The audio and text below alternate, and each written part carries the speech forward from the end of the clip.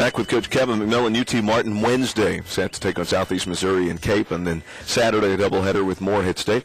Coach, you were going to counterpoint 2 points about where I see lack of efforts, turnovers, and not closing out on defense. You made a point, and I compare this to last year. Yes, and that's a trap. Okay, that's not fair. It's fair to do when you say that's what we're accustomed to seeing out of this program. Year in, year out, but you need to talk about the effort. You don't need to go very much farther than that, because this is a totally different team. You're right. And our expectations of this team are totally different from last year's team. And so I'm real careful when I try to talk to them about the past, because I don't want them thinking, well, he just thinks this or that or the other.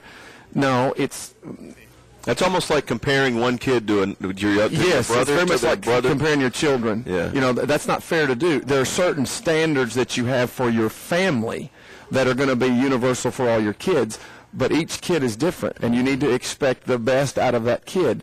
And I expect the best out of this team, and we're not consistent in giving us that best. And we talked about this off the air. The best that this team can give is a little bit better than a 68-60 Purdue home loss. We can do a little bit better than that. Not a lot. That's almost the dead level best we can do. But it certainly is not a home loss to an Indiana State, or a home loss, not that they're not a good basketball team, or a home loss to Murray, or a loss at UAB. That's certainly not our best. And so my expectations of this team are what this team can be. The problem is my view of what this team can be and our team's view of what they can be are different. Yeah. And that's a problem when the majority of the group feels one way and I feel a different way. And I just point out to them all the time, I'm like, okay, either I'm wrong or I'm right. And if I'm wrong, prove me wrong. I don't have a problem admitting I'm wrong, but until you play as hard as we want you to play every single game, all the time, you can't tell me you're not as good as I say you are. But as soon as you play that hard every single game and we fall flat on our face and fall flat on our face, then you were right. But if you hold on to it and only play hard half the game, well, you're not proving me right or wrong, because you're not playing yet. So anyway, that was my counterpoint to talk about. Absolutely, and I look at it and from the outside, I can't compare us to last year, because I think Rakisha's a better player than she was last year. She is.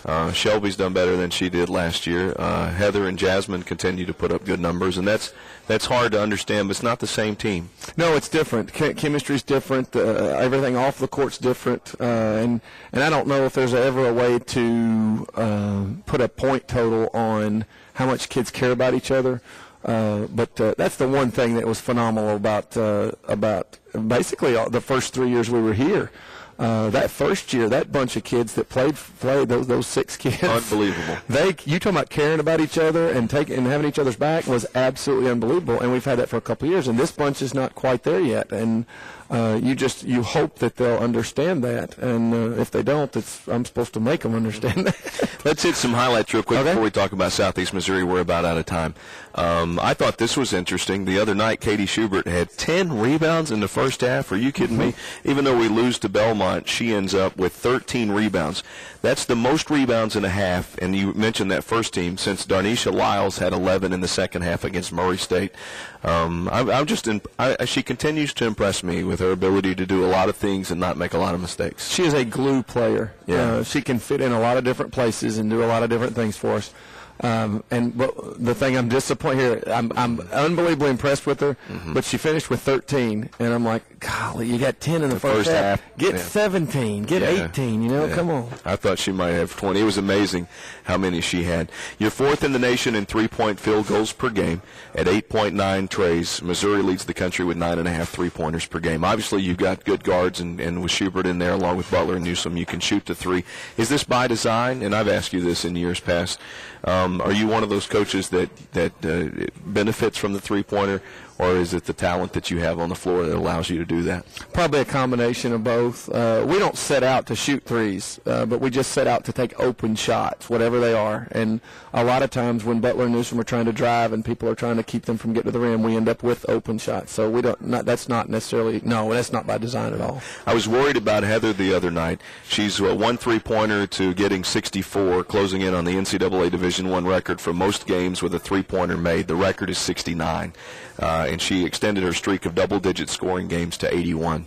Now, so let me clarify. She's hit 10 or more points in 81 games in her career. It's every game she's played as a Skyhawk. She had strep throat in one game and didn't play, didn't dress out.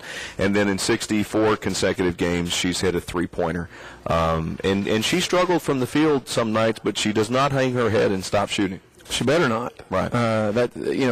She can't hang her head and have us be the best team we're supposed to be. If we lose, I'm going to lose with Heather Butler every single night, just because that kid will go to war for you, and she'll play hard as much as you ask her to, and she'll do more if she can. That's what I said. When you look at those numbers, that's to me like Lou Gehrig's hit streak. It just takes unbelievable focus and consistency to be able to do that every night. Most unbelievable heart. I mean, she's just phenomenal. And playing against bigger players. And then the other thought is Megan White has not played in the last 3 games.